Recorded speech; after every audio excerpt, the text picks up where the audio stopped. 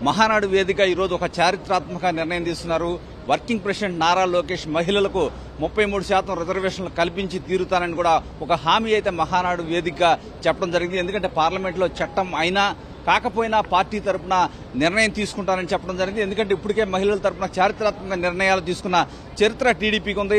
ఈ నేపథ్యంలో ఈ అంశం గురించి మనతో మాట్లాడటానికి హోంమంత్రి వంగలపూడి అనిత గారు ఉన్నారు. అనిత గారు, ఎట్లా లోకేష్ గారు ఇచ్చిన ఏదైతే పిలుపు ఉందో పార్టీ తరఫున నిర్ణయం ఎలా అనిపిస్తుంది మీకు?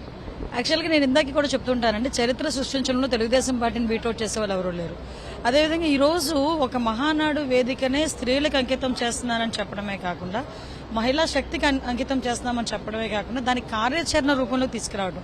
ఈరోజు ఎప్పుడో 30 సంవత్సరాల క్రితం మహిళా రిజర్వేషన్ బిల్లు పెడతాము అనుకున్న రోజు నుంచి ఈ రోజు వరకు పెట్టే అవకాశం ఉన్నప్పటికీ కూడా చాలా మంది ప్రతిపక్ష నాయకుల తాలూకా ఆలోచన ధోరణితో మొన్న పార్లమెంట్లో అది ఇబ్బంది పడే పరిస్థితి వచ్చింది. అయినప్పటికీ కూడా మొట్టమొదటిసారిగా దేశంలోనే మేము 33% రిజర్వేషన్ అక్కడ అమలైనా కాకపోయినా మేము పెడతాము, మేము ఇస్తాము సీట్లు అని చెప్పి ఈరోజు ముందుకొచ్చిన ఏకైక పార్టీ ఏదైనా ఉందంటే అది మనకి తెలుగుదేశం పార్టీ. తెలుగుదేశం పార్టీ సిద్ధాంతాలు ఎప్పుడైనా కూడా మహిళా పక్షపాతంగా ఉంటాయి, మహిళలకి అనుగుణంగా ఉంటాయి, ఎస్పెషల్లీ మహిళా శక్తిని గుర్తించే విధంగా ఉంటాయని చెప్పడానికి ఇది ఒక ఉదాహరణగా చెప్పుకోవచ్చు. ఇది ఒక ఈజీ అయ్యే అంశం కూడా కాదు చెప్తున్నా. ఎందుకంటే పార్లమెంట్ చట్టం అయితేనే ఇంప్లిమెంట్ చేయడం కొంచెం కష్టంగా ఉంటుందేమో రాజకీయ పార్టీలకు అనిపిస్తుంది. కానీ చట్టం చేయకపోయినా నేను దీన్ని అమలు చేస్తానని చెప్పడాన్ని అసలు ఎలా చూస్తాం? అదే సంకల్ప బలం అండి. ఒక సంకల్ప బలం ఉంటే ఎలాంటి సిచ్యువేషన్ అని ఎదుర్కోవచ్చు అని చెప్పిన వ్యక్తే మా నందమూరి తారక రామారావు గారు, మా పార్టీ వ్యవస్థాపకులు. అటువంటి వ్యక్తి 9 నెలల కాలంలోనే పార్టీని పెట్టి అధికారంలోకి తీసుకొచ్చి Guinness book of world record సృష్టించిన వ్యక్తి. ఈ రోజు వరకు చరిత్రను తిరగరాసే మగాడు లేడు, తిరగరాసే పార్టీ కూడా రాలేదు ఈ రోజు వరకు. మేము అదే సంకల్పంతో చెప్తున్నాం. ఈ రోజు గౌరవ నారా లోకేష్ గారి నోటి నుంచి ఆ మాట వచ్చిందంటే అది మాకు శిలాశాసనం. ఈ రోజు మా పార్టీ ముందు ఇంప్లిమెంట్ చేస్తుంది. మహిళల చిత్తశుద్ధి ఉన్న వాళ్ళు ఎవరైనా కూడా మా బాటలో నడవండి, మహిళలు అంటే గౌరవించే వాళ్ళు ఎవరైనా మా బాటలో నడవండి, మహిళా ఓట్ బ్యాంక్ కావాలనుకున్న వాళ్ళు ఎవరంటే మా బాటలో నడవండి. ఆటోమేటిక్గా అందరూ అనుకుంటే ఎందుకు జరగదు? ఈ రోజు మాకు పూర్తి నమ్మకం ఉంది మోడీ గారి మీద, ఎన్డీఏ గవర్నమెంట్ మీద. మహిళా రిజర్వేషన్ బిల్ ఈ రోజు కాకపోతే రేపైనా వస్తుంది. కానీ అందరిలోకి ఆచరణలోకి తీసుకురావడానికి మొట్టమొదటి అడుగు వేయాలి అని ఒక తపన ఉండాలి కదా. ఆ తపన కలిగిన పార్టీగా ఈ రోజు మా వర్కింగ్ ప్రెసిడెంట్ నారా లోకేష్ గారు వర్కింగ్ ప్రెసిడెంట్ గా అయిన తర్వాత తీసుకున్న మొదటి నిర్ణయం ఇది. మా మహిళా లోకం ఆశీస్సులు ఎప్పుడూ కూడా ఆయనకుంటాయి. అంటే మరొక రాజకీయపరమైన అంశం, ఈ రోజు వైసీపీ మీటింగ్ జరిగింది. ఒక 2 సంవత్సరాల సంబంధించి ఒక కార్యాచరణ ఇచ్చారు, ప్రజలకు వెన్నుపోటు పొడిచారు టీడీపీ వారు. ఒక కార్యాచరణ ఆ పార్టీ కేడర్ ఇవ్వడం జరిగింది. ఎలా చూస్తుందని?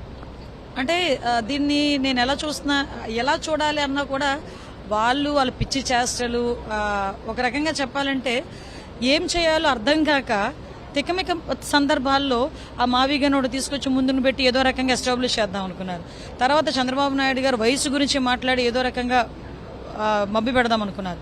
తర్వాత సెల్ఫ్ గోల్ వేసుకుని వాళ్ళ తాతది వాళ్ళ నాన్నది క్లీన్ షీట్ ఎవడండి అడిగాడు, క్లీన్ షీట్ తీసుకోవడానికి అని చెప్పి ప్రయత్నం చేసి బొక్కబొర్ల పడిన సందర్భం కూడా చూసాం.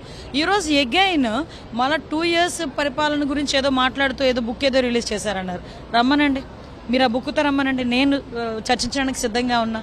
అసలు ఎవరు ఈ రాష్ట్రానికి వెన్నుపోటు పొడిచారు, ఎవరు ఈ రాష్ట్ర ప్రజలను మభ్యపెట్టారు, ఎవరు ఈ రాష్ట్రాన్ని 20 సంవత్సరాలు వెనక్కి తీసుకెళ్లారు, ఇవన్నీ కూడా ఆయనకి చర్చించడానికి సిద్ధంగా ఉంటే గనక నేను చర్చించడానికి నేను సిద్ధంగా ఉన్నా.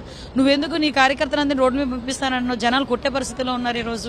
ఈరోజు నిరసన సాగ చంద్రబాబు నాయుడు గారికి తగలదు, నిరసన సాగ తగిలేదే ఈరోజు నీకే తగులుతుంది. ఈరోజు కాబట్టి ఈరోజు 1 week ఒకసారి వస్తావు బెంగళూరు నుంచి, కూర్చుంటావు, గంటల తరబడి నెలకు ఒకసారి ప్రెస్ మీట్ పెట్టి వెళ్ళిపోతున్నావు. నువ్వు బయటికి రా. ఈరోజు బయటకు వచ్చి నిజంగా చెప్పాలనుకుంటే ఒక మాట అడగండి, ఒక మాట నిబద్ధతగా అడగండి. ఈరోజు అమరావతిని పూర్తి చేసినందుకు ఈరోజు నిరసన శాఖ వస్తుందా? పోలవరం పూర్తి చేయబోతున్నందుకు నిరసన శాఖ వస్తుందా?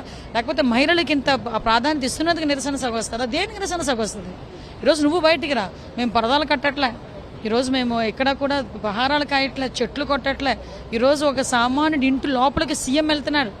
ఎక్కడ బట్టలు నొక్కి మేము సెక్రటేరియట్లో కూర్చోవట్లే, తాడేపల్లి కొంపల్లో కూర్చోవట్లే. ఈరోజు ఒక ఇంప్లిమెంటేషన్ చేయాలంటే కార్యకర్త దగ్గరికి వెళ్తున్నాం, కార్యకర్త ఇంట్లో కూర్చుంటున్నాం, కార్యకర్త తాలూకా విధి విధానాలు తెలుసుకుంటున్నాం. ఈరోజు ప్రతి ప్రజలకి కూడా అభివృద్ధి సంక్షేమంలో ముందుకు తీసుకెళ్తున్నాం. మమ్మల్ని ప్రజలు విశ్వసించారు. ఆ విశ్వాసంతోనే ముందుకెళ్తాం. Okay, thank you madam. హోంమంత్రి అనిత చెప్తున్నారు, ఇటు పరిస్థితుల్లో మహిళా రిజర్వేషన్లో ఇటు పరిస్థితుల్లో కూడా మా పార్టీ తరఫున మహిళలకు సంబంధించిన లోకేష్ ఇచ్చిన హామీ అమలు జరుపుతారు. అదేవిధంగా వైసీపీ మమ్మల్ని ఎందుకు మాకు వెన్నుపోటు అని చెప్పి కార్యక్రమాలు చేస్తుంది, మేము ఏ కార్యక్రమాలు చెప్పింది ఏమీ చేయలేదో చెప్పాలి, బహిరంగ చర్చించడానికి కూడా సిద్ధమని కూడా అనిత సవాల్ విసురుతున్నారు. కెమెరా పర్సన్ రాఘవతో రవిచంద్రన్, 10 టీవీ, అమరావతి.